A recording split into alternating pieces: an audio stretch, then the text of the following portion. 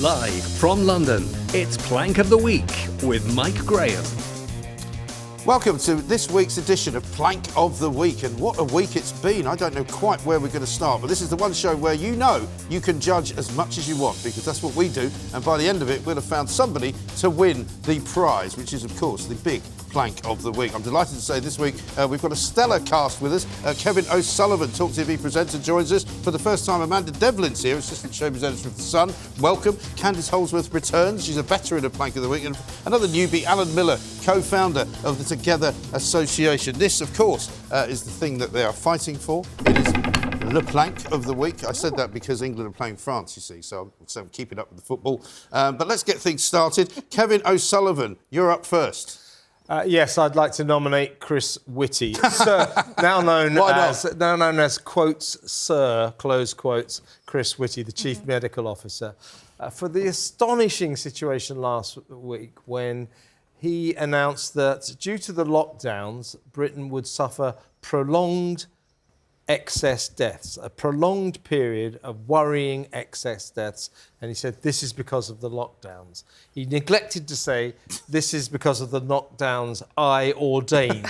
This is because of the lockdowns I was the architect Small details. of. Yes. He neglected to apologise to us, and on he went. It's quite astonishing, and it is indicative of the way the authorities are generally about the COVID crisis. None of them, no politician is admitting that the lockdowns may have been the most catastrophic policy globally in the history of mankind. And although, it's about course, time they did. Because people forget, it was only this time last year, if you remember, that you came out and told everybody to cancel their Christmas parties. You know, we were all told... Yes, it was only a year ago. It was only a year ago, which feels like about 10 years ago, doesn't it? But it was only a year ago that people didn't go away for Christmas. They didn't go and have... a lot of office parties got cancelled. A lot of people who run restaurants had all their bookings cancelled. I mean, I spoke to friends of mine in the restaurant business who were devastated. They were like, we had all these Christmas bookings and they've all just vanished. Completely spurious it was. Who's told everyone not to do it. Completely wrong as well. We were all bemused, if you remember, last December, because we saw all the data coming out of South Africa that Omicron was mild, it didn't kill you, a couple of days sniffles and you were fine. The chief medical officer of South Africa was screaming from the rooftops, this is great news, it's nothing to worry about, this is the end of the virus as a killer. And yet Chris Whitty said, we don't know enough about it yet, we're still going to lock you down. And on it went. So with Chris Whitty, I'd like to say, next lie, please. Yes, exactly right. I mean, I thought he'd disappeared, to be honest, Chris Whitty, because, you know, there was a time when he was there every single day, wasn't there? And he'd come out staring with that funny collar of his that didn't quite fit, about 2 sizes too big. I'm actually getting... Now, there he is. I mean, I don't know why he had such trouble. I mean, he has got quite a thin neck, but, I mean, I don't think he seemed to small find head shirt as well. that could... Pinhead, I suppose you would call him. I'm sorry about this, Chris, but, you know, he did ask for it. I'm getting weird now, flashbacks, he suddenly disappeared, and I thought he was going to stop being the chief medical officer, but he seemingly still is. I mean, in the old days, it used to be the chief medical officer would just say, you know, only drink 1 glass of red wine a week and you'll stave off cancer and that kind of thing, you know. But now he's all about, you know, he hasn't said much about... Seen what he's been up to today? What's he been doing today? He's issued a statement saying that air pollution, his new bugbear is the eco stuff. Yeah. He said air pollution is killing 26,000 to 38,000 people a year. And I had a guest on this morning. I was listening to you this morning. And I said, well, what does he base this on? The bloke goes, modelling. Yes. Oh, not models again. That was a great interview, right? Because Kevin's going, so how many of these deaths are ascribed to air pollution? The bloke went something like 60,000, was it? Yeah. And he said, yeah, all right, then how many people have actually died of air pollution that have been nominated as having died of air pollution? He went, 1. It's 1. So it's somewhere between 1 and 60,000, right? Exactly. I mean, I think that's one of the things as well, is that when we were told all these things and the fear and the concerns, and we already knew the damaging impacts of lockdowns already, there were warnings from people like Professor Carol Sikora is an expert oncologist in cancer.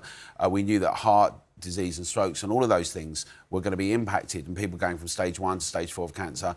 That wasn't something that was new then. And so you had modelling versus a real stark reality, what's meant. And we're now dealing with the ongoing consequences of all of this. In the health service, 7 million people waiting, in social care. Kids getting strep Exactly, strep A. But across the board, actually, in the economy and the cost of living crisis, cost of lockdown crisis, and you know, just also a sort of heightened sense of, now, with everything, right, there's this kind of public health experts moment where they go, right, this is the next thing. You think, hold on a minute, are we at a perpetual state of crisis and emergency?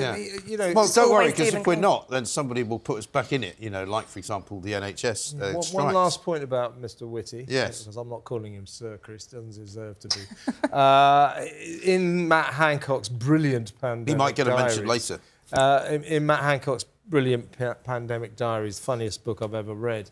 At the beginning of the crisis, the pandemic, the Health Secretary, Matt Hancock, recalled how a chill went through the cabinet room when Chris Whitty, while sitting in the corner of the room peeling a tangerine like a Bond villain, announced that this COVID virus could kill 830,000 British people.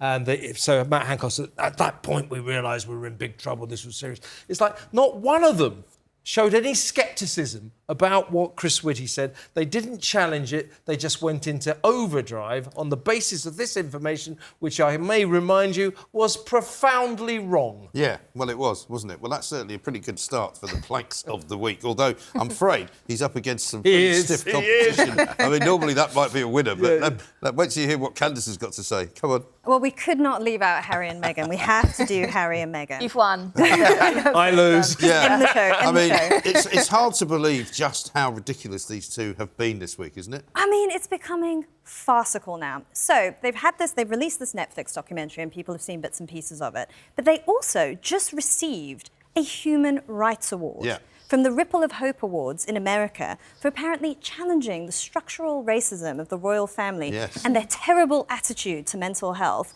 And they've been completely validated for this narrative that they've put out there, that they are just terrible victims and the royal family was so bigoted and they mistreated them.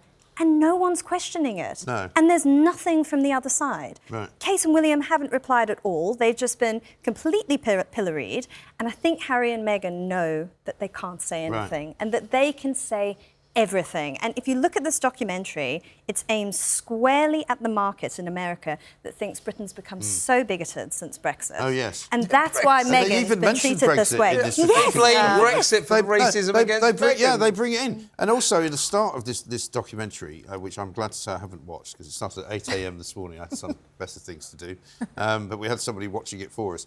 And apparently, at some point or other, they have this kind of explainer that says that nobody from Buckingham Palace has commented on. Well, no, that's the very first thing that happened. Yeah, and of course, Buckingham Palace have now said that actually, no, nobody contacted us. Pretty fundamental. Which is a pretty it's the very fundamental. first They've now thing, just Mike. disregarded anything like the truth. They're just making it up as they go along now, aren't they? It's the very first thing. Yeah. It comes up. It's the first thing that happens. It just says that the members of the royal family declined to comment on this documentary series. Yeah. As you say, they came racing out of the traps, Buckingham Palace, Kensington Palace, to deny this, that they were not asked what they thought of this. They were not given the right to reply. That's a fundamental undermining of this entire series. How can they get away with it? It starts with a lie. How can they get away with it? But also, the It's first outrageous. three shows, as far as I understand it, have got nothing in there really about the Buckingham Palace racism. And you've got to watch I watched the first one this morning. Yeah. It's so breathtakingly boring. It's dull. It's dull as ditch water. Do you know what I also find incredible is that this whole thing to portray Britain as being this really nasty, racist, discriminatory society. I spend a lot of time in the States and actually in New York and LA, perhaps they shouldn't be throwing stones, because I think that in Britain, and that actually if you want to look at studies, it demonstrates that we're very tolerant, we're very integrated, and we've got very welcoming, outgoing looks. We actually don't want to be divided by a lot of these things. It's actually perpetuating some of these ideas that's actually doing it. That's not the general view of most No, America, people. I'm going to say it, what you want to say, which America's a far more racist country than Britain is, because people in America live in ghettos. Well, we know this, don't You know, we? we both lived there for 10 Every years. city has its areas, you know. The blacks live in one place, the Hispanics in the other, the whites in the other. Totally segregated. You're right, Mike. It's a much more racist place than Britain. Yeah, but the great thing is that when they accepted their award from the crazy Kennedy family, because they really are crazy. In fact, the Kennedys are as mad as the royal family is. You know, they've got their own sort of mad section over here, and the woman who runs that is the crazy one. They actually said with a straight face, "We'll continue to fight oppression."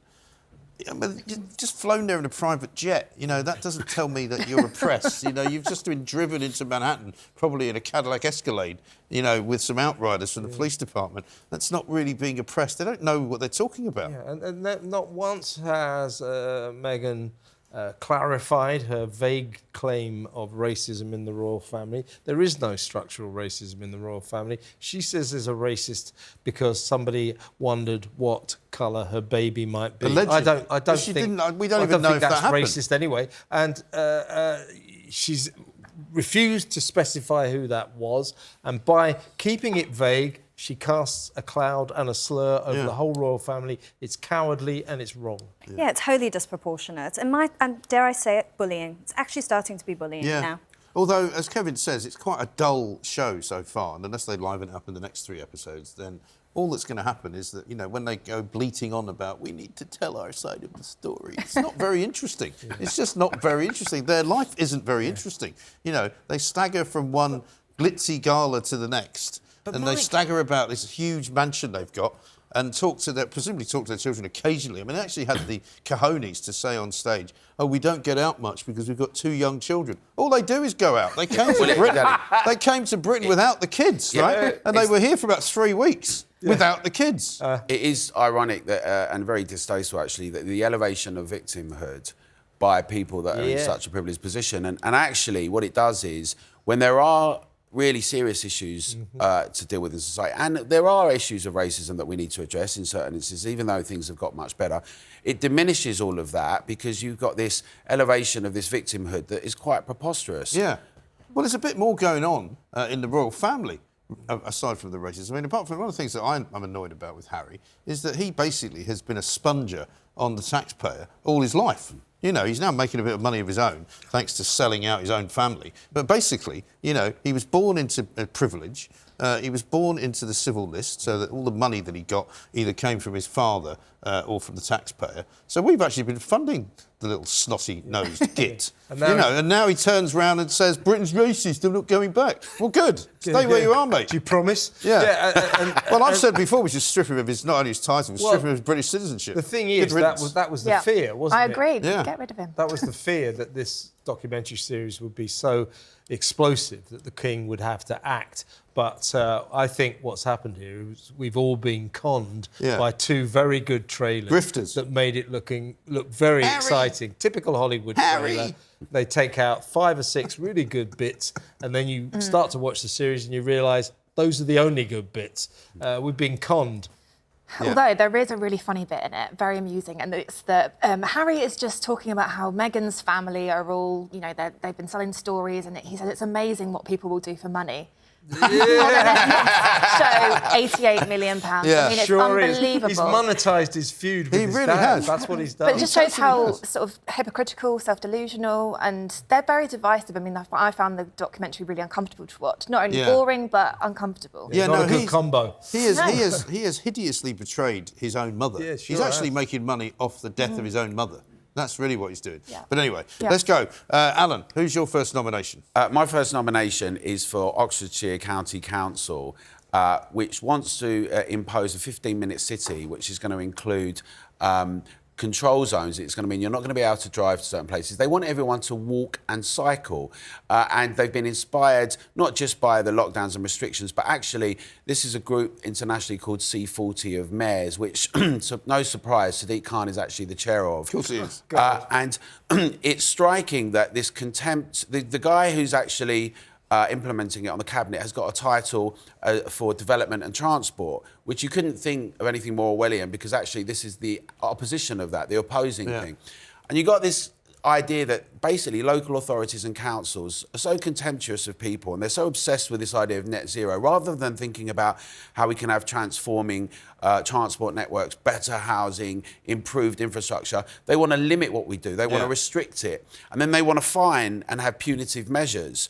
And it's not just Oxfordshire now, it's others, but we've got this situation where the idea that you can not just nudge, but you can restrict people from going about their daily life, and contemptuously saying, well, you can walk or get a bike.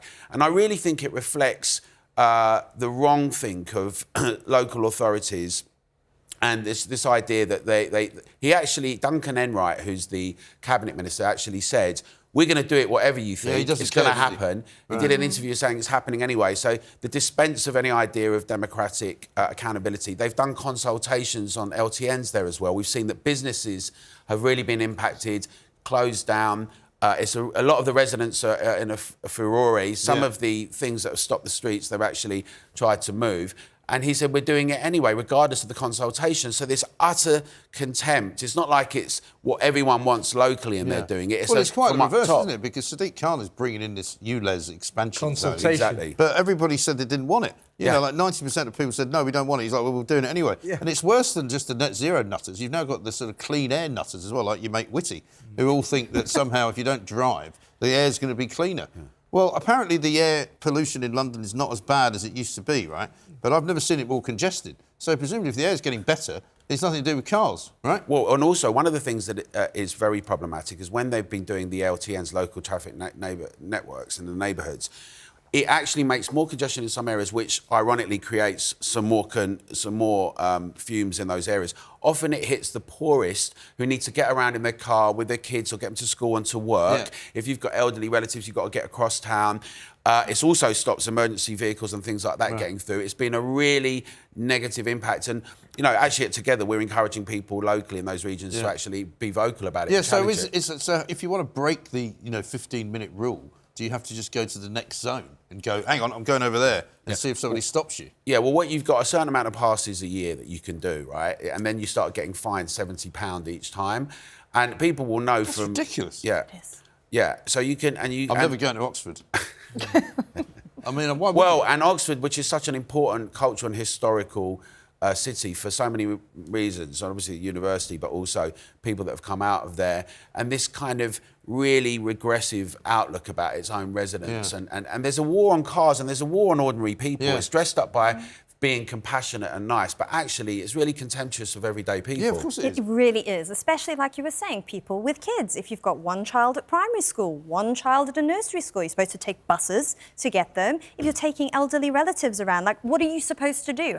Is everyone supposed to ride a bike? It's utterly ridiculous. That story outraged me this week. I was so furious to hear about that. Such an attack on freedom of movement. And they don't care as well. And they've forgotten as well, the main part of all of this, which is their job is to work for the people that pay them, and that's the taxpayer. You know, they wouldn't have any money if it wasn't for us, and they charge us money, and then they tell us what to do. It's unbelievable. Who's the mayor of Oxford? Xi Jinping, is it? Absolutely right. Now, Chinese, coming up next, we're going to be nominating the Grinch, who's trying to ruin Christmas. I think you know who I'm talking about. This is Plank of the Week.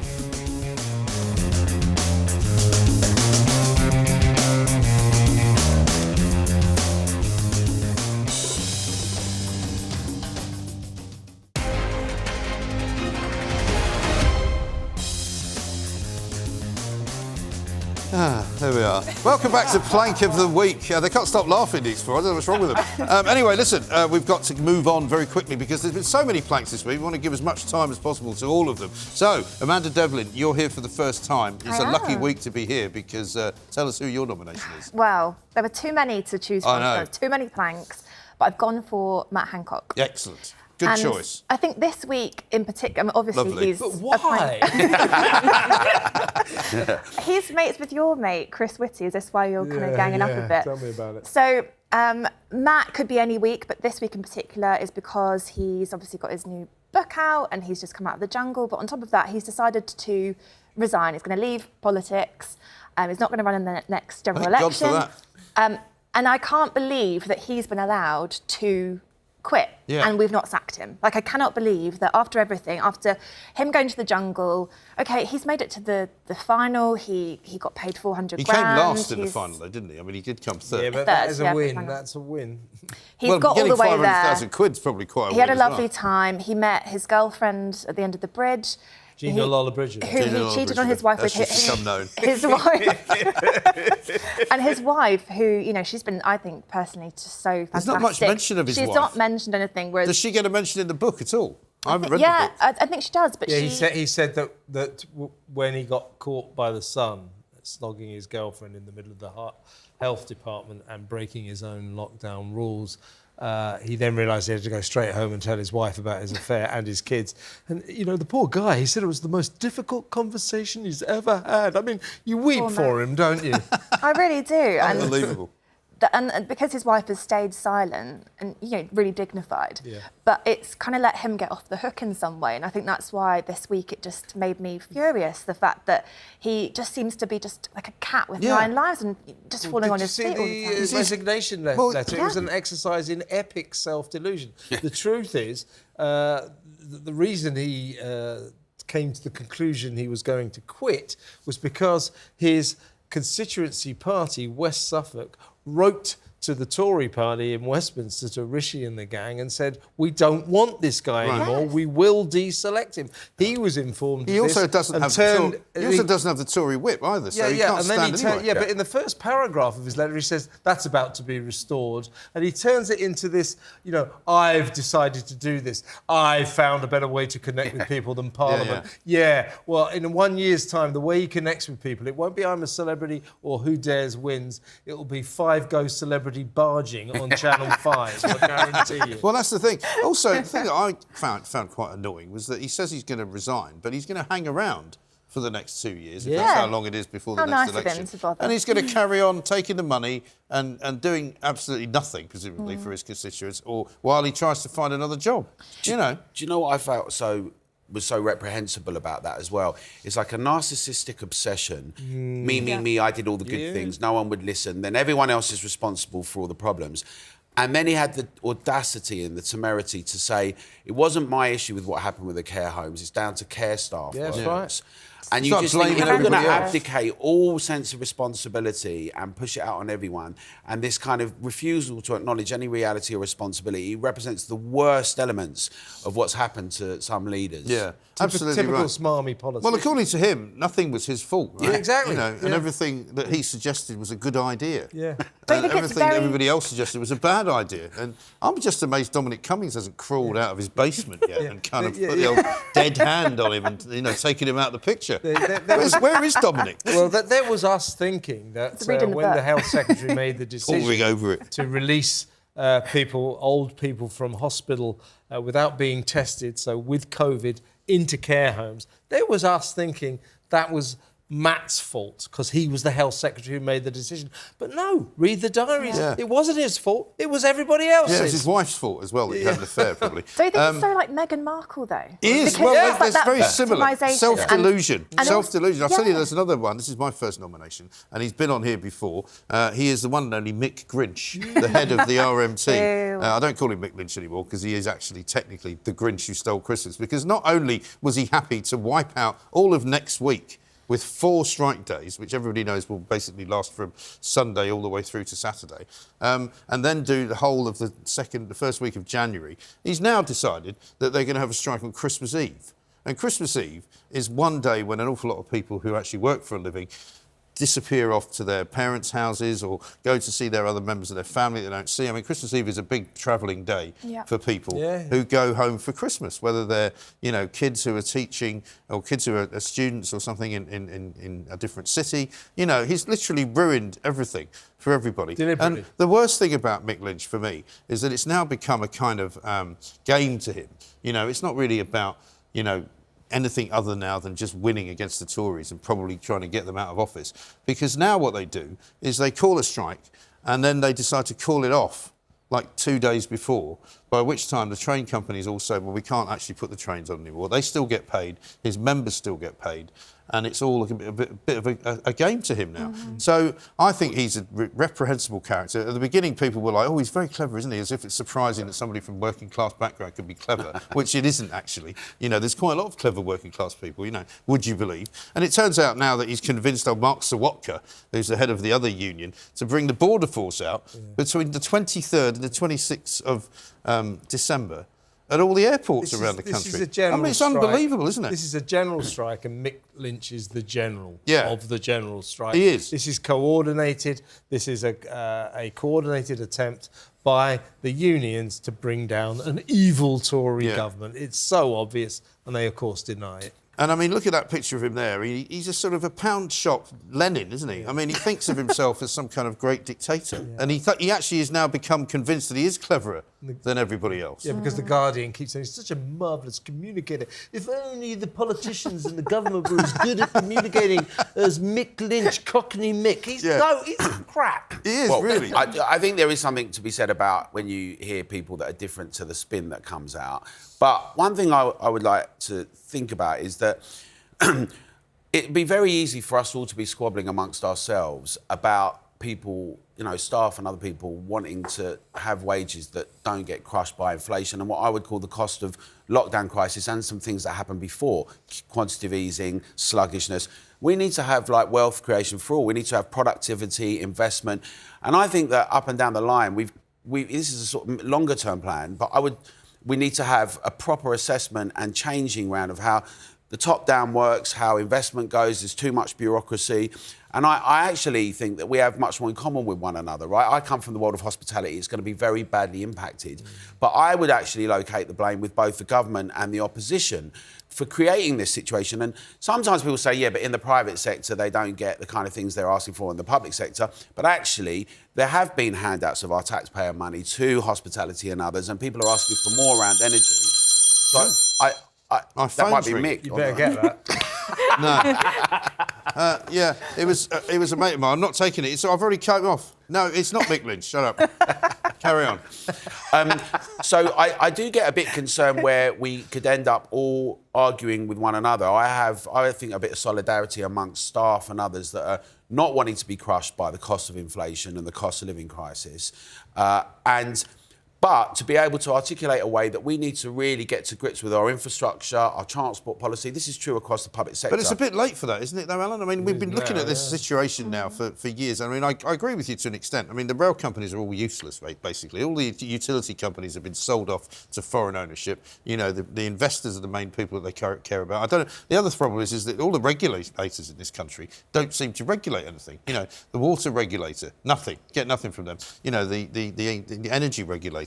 Oh, we'll put a cap on it. What's the cap? £1 million. Oh, great. OK. You know, you can just pay anything you like. There's no kind of coordinated safeguards for people, ordinary working people living and trying to make a decent living. But I don't think that he's helping, is my point. Here's another thing. So Mick Lynch and the gang, they say, well, the polls have shown that the public's right behind our strike. Well, let me tell you, the first person that doesn't get to see their family at Christmas, he or she will not be behind the strikers. And when these strikes hit and people can't get to see their loved ones over the festive period, this is going to turn out to be the most unpopular strike in history. Especially after years of maybe not being able to see their family because of the pandemic. It's now onto I mean, this. the airports in particular, there'll be people who want to go abroad, maybe for the first time with their families, or maybe to visit family members abroad, which we've all got, you know, I imagine. And some people won't have seen them for 2 or 3 years. I know people who are going to Australia who haven't seen their family for 3 years. And this was the big Christmas they were all going to get together. And now they're going to find that they won't be able to go. And they all say, we don't want to do this. Well, don't do it then. But there is a question that if you want to be effective and do something, when do you do it? Do you do it... And this, January. Well, yeah, but so the question is also... is there going to be an... Because a lot of hospitality is saying, can you just get on both sides and come up with an agreement and hammer it out and resolve it? I mean, your point is that they don't want to do that. No. I'm not so sure. Well, let's put it this way. Why if would if Mick Lynch gets what he wants for the RMT, the train service doesn't get any better overnight, does it? It doesn't change. All it means is that they continue with the same crap that they've been doing for the last 10 years. So it's not actually working towards something better. It's simply trying to get a bit more money and to keep the ridiculous working practices. You know what I mean? I do, but I also think the RMT is different to some of the other unions, right, who didn't want to defend their staff and workers during COVID for the mandates and things like that. Actually, the RMT were pro-Brexit, as it happened. They're so left-wing, they're pro-Brexit. Well, they were pro-Brexit, but they were also not supporters per se of the Labour Party in the same way some of the other unions are. So I wonder if it's really... And I don't really want to go back to some of those old things, because that left-right thing, in a way, doesn't really... For me, I think that we've got a lot of really serious issues, like you're saying. Is Britain broken? Yeah. Are we now becoming like a third world nation? How can we deal with our services? The public sector needs really grappling with, really readdressing. We spend so much money on it, but we don't actually implement efficiency and rationality. But I'm not sure that people who are on the front line, the staff, are the ones that should always bear the brunt of that. No, I agree. But the good news is if we keep going to where we are, we'll get some money from the UN soon because we'll register as a sort of one of the poorest developing countries in the world. Anyway, Kevin, who's your second one? My second one is the Prime Minister, Rishi Sunak. Is that who it is? There are so many reasons I could nominate the Prime Minister for Plank of the Week, but I'm going to zone in on something that actually took my breath away earlier in the week when this pious PM, this Green Premier, who sort of reversed Liz Truss's decision to allow fracking. He came in like the carbon net zero fanatic that he is and said, no, we're not going to do fracking. So the last thing we want is for consumers in this country to get a century, 100 years of cheap energy. We want them to have very expensive, inefficient, renewable energy that doesn't work and doesn't supply enough power to this country. Doesn't keep you warm either. The mania of it. So no fracking in this country. 2 days ago, he does a deal with Joe Biden, with America, to buy fracked shale gas from America. This is ridiculous. So this is just so he can polish his green halo and say, Britain does not frack. But it's OK to buy fracked gas. It's ludicrous, hypocritical, mad, and this government and the Labour government, they're green as well, if there is going to be a Labour government. They've got to stop doing this to us. We can't afford this carbon net zero green claptrap. No. We've got to get cheap energy. To be fair, it's the first thing he's actually done, because he hasn't done much since he's been in, apart from U-turn on everything that he said he was going to do. So he probably will U-turn on it, because he normally does. Unfair, Mike. He did send Suella Braverman to France to give them 62 million quid for no apparent reason. Yeah. What have they done with that? Well, what they've done with it is they put it in the bank, and like they always do, they went to the beach and punctured 2 dinghies. I was going to say, they probably for a photo op. They probably bought some more dinghies. It's to put pathetic. some more people in.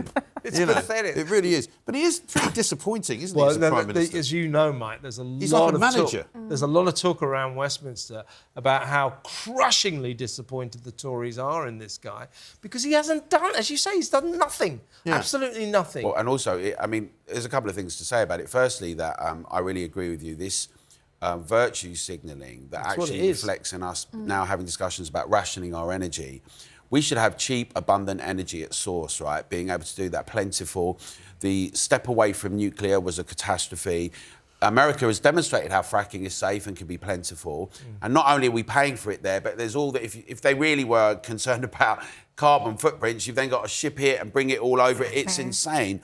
But like with the backing away from the house building commitment, it's like any sense of having a robust commitment to what we're going to need. This follows on from the last point, but in terms of infrastructure, development, they're backing away. And actually, the cost to us is actually ongoing discussions about rations, power cuts. Well, it's more just nonsense, isn't it? Because, I know there's an awful lot of Tory MPs now who don't know whether it's worth standing in the next election because they don't know what platform they're going to stand on because they don't know what the Tories stand for. But anyway, coming up next, we'll be back to that in a minute.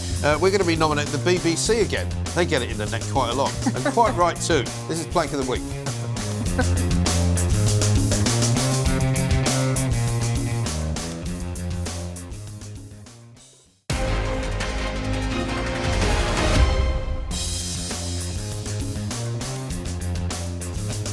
Welcome back to Plank of the Week. We're halfway through already. Absolutely amazing. We've still got plenty of plankery to get through, though, so let's start off with Candice and your second nominee. Who is it? So it's me on Twitter again. I think Twitter is just my thing. You don't now. like Twitter, do you? No, I don't. I'm hoping that they're going to improve, though. So this week, there was a story about basically how the Twitter employees censored the Hunter Biden laptop story. Yes. So the email exchanges that went on. And a lot of people said it was very underwhelming and quite banal how they made this decision. It didn't seem like they were conspiring to influence the election. But for me, the banality was the point. Yes. I just thought, who are these people with so much power over the world's information? Yeah. And this is how they're making decisions. Right. Also, what sort of people run a sort of effectively a news and media organisation that don't like a story with cocaine, hookers, all sorts of sex tapes? President's son, that son. kind of thing. How is that not a great story? Yes. Sorry. Yes, if they'd had a journalistic background, absolutely. So if they were dealing with just some dodgy link from some unknown person, I could totally understand why they would be cautious. Yeah. But it was the New York Post. This was an investigative journalist that had verified the story. Did they not ban the New York Post Twitter account? They did, well? which is insane. I mean, when we look back at it now, that was an insane decision. Just these Twitter execs overriding this 100-year-old institution and possibly, almost definitely, influencing the outcome of the election. But also, this is the other problem that I find in the world today, is that if you're a Democrat or a Republican or a Labour supporter or a Conservative supporter, you'd rather gloss over any wrongdoing by someone on your own side because they're on your side. It's like, well, sorry, if they've done something wrong, surely they've done something wrong. Doesn't matter what their politics are, does it? Absolutely. I mean, the fact that nowadays it's just you've got to be kind of black or white, or, you know, it's one extreme to the other. Everything has got to be like you've got to stand by that person because they happen to be on your side. I mean, what's it all about? We need to see the wood through the trees and what's actually right and I mean, there's a not. story today, going back to old Mick Lynch and the unions, there's a story today about Unite, the union, getting into trouble over this conference centre that they built in the Midlands, you know, where they've supposedly, you know, overrun the budget by some ludicrous amount of money. You know, like some guy put in a tender for 90,000 quid, and it turned out that it ended up costing 43 million. And you kind of go, well, that doesn't sound quite right. And as soon as I tweeted that out, people went, what about the Russian donors in the Tory party? And I'm like, well, OK, but I mean, it's not really the point, is it? This is a different story. But the thing I've also thought that was, you talk about the banality of it, it was very shocking and really chilling. It sent a chill down my spine, was when the actual attorney involved in it was talking about the First Amendment as though you could just dispense with it. And the whole idea of free speech and what we don't, and where it's enshrined in the American Constitution, a big part. And it really reflects what happened to Twitter and how it was captured, you know, by this particular outlook. And then we've seen so many people be taken down internationally, scientists, journalists and others. Some may have had some very cranky ideas, but actually the best antiseptic to that is to have a debating discussion, isn't it? I mean, that's the thing. It was... Whatever happened to Hunter Biden anyway? Where is he? He's now? still out there. around. He's still out there He's doing still bad. around. Yeah. But this was the well, it's still there. This was the tyranny of spotty-faced geeks and nerds in Silicon Valley wearing backward baseball caps, making decisions about what we were allowed to say and what we were not allowed to say. It was a tyranny, it was a dictatorship. And Elon Musk has come in and pledged to end this. And as I was explaining to you the other day, Mike, he hasn't quite succeeded yet, because I tried to send a tweet the other day saying the lockdowns were a massive mistake. Comes back, are you sure you want to say this? No, really? And all that. So isn't that funny? That level of censorship is still going on. So in his quest to turn Twitter into a genuine forum for free speech, Elon Musk has a way to go. He does have definitely got a way to go. Who's your next one, Alan? My next plank of the week is Lucy Powell. She's the Undersecretary of State, and her comments on the online safety bill is that we should not have free speech. Well, she is in the Labour Party. Shadow Undersecretary. Yes, Shadow Undersecretary, sorry. And we should not have free speech because of the harms that it could impact. And we have to consider on the harms. She's quite right, of course. And I think it Careful really... what you say now. Exactly. And so the online safety bill, which leads on to what we were talking about similarly with Twitter, this whole idea that we need to regulate speech and stop certain things that are hateful or harmful, or, and, you know, who chooses those things? Who makes those decisions? Now, we have seen it amended because of a lot of good work that various people have done to challenge it. So the legal but harmful element has come out. But there's a continuation of the idea, precisely what you were saying, right, that Silicon Valley decision makers in the terms and conditions should happen. So the government's trying to outsource that. And Lucy Powell is saying, but actually the whole idea that we should have free speech, it negates the question of all the harms that are going to come to us. And I think it's really horrifying that, you know, the idea that we should be able to discuss things and also hear terrible things, right, horrible things, but cope with it and win people over to one another's ideas and be able to shed some light on things is dispensed, right? It's, again, this idea that we have these technocrats, those that know better, the great and the good, and the great unwashed us lot, we can't exercise judgment, we can't hear those things. No, because you don't know what you're doing. You know, you're an idiot, effectively, aren't you? I mean, I don't mean that. Well, exactly. But that's what they think. Yeah, and the idea that we're all about... Your guests. What it really shows is this idea that, you know, the people that both that are running things, but also the Labour Party, that Labour, the whole idea, their connection with people and the Labour is gone, and they're just terrified of people. They're terrified of the public. They think that we're always about to go and do something that's terrible, rather than the fact that it's our friends, neighbours, families, colleagues, decent people. There's always a few rotten apples, but generally... people, and it's this shuttering of what we're allowed to talk about and discuss, and we should reject it. And the problem is, Alan, is who are the arbiters of this? Yeah. You know, I maintain that the worst moment in recent British history was the instigation of hate crimes, hate laws, because... I thought it was when they gave you breakfast. Yeah, well, that as well. You know, so Tony Blair brought those in, I think, right at the end of the 1990s, and then they were stepped up and up and up. So you had all these things. And when he brought them in, I think it was 1998, the first hate crime laws, that was the first time since the 17th century that things you might say could be ruled illegal. In other words, it was the first laws that stopped us saying things, that made things, the spoken word, illegal. And the problem with hate crime laws, the problem with what Lucy Powell's talking about, who decides what hate is? I do. I'm deciding that you're going on too long because we've got to get onto the BBC, so I'm afraid. I'm going to curtail your free speech right now. Amanda, come on. OK, so the BBC... Cheer us all up, for God's sake. We're all sitting here moaning about everything. BBC... That doesn't cheer us up. Yeah, sorry, it doesn't really, does it? So I'm going to get rid of them today because of them axing our Top of the Pops. Christmas Day, Top of the Pops. Good. So I didn't even know Top of the Pops was still a thing. Yeah, I heard about this the other day. I didn't know you're the last person watching 57 years it's been on. OK, I don't watch it, you know, I don't sit there and I'm not glued to it. I'm normally probably had a few Prosecco's. But I like that it's on. It's just got the music on the background. It's, you know, and it's one of those institutions. And I also think this is like the wrong year to get rid of it. You know, we're going to have our first King's speech rather than Queen's speech.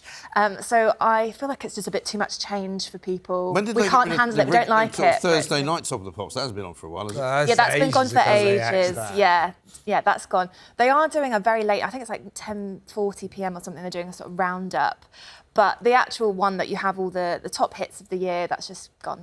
Yeah, but the problem is, it's like all Christmas TV shows, no one watches them anymore.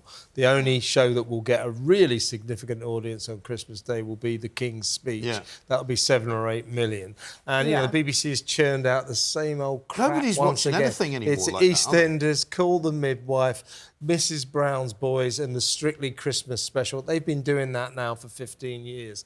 It's ridiculous. But the problem is no one watches it because it's so unimaginative and repetitive, and no one really watches Top of the Pops, so they're wasting their money. That's why they've axed it. But I think they're choosing the wrong things that they think because this is a cost-saving you can imagine measure. They've had a very long thought process before they decided to ban Top of the Pops. I mean, what sort of idiot does that? I mean, it's one thing at Christmas people can have a bit of fun with. Thank you. Let's do another Richard and David Attenborough special, whereas we've got, something to do with the planet. David Attenborough, the most unimaginative broadcaster. Why don't you make a program about something else apart from animals, you old bore? Yeah, I know, some fish. How about fish? Yeah, all right, do one on fish. This is Plank of the Week, of course. Coming up next, I'll be picking the winner, but I've also got one more nomination, and he's a footballer as well.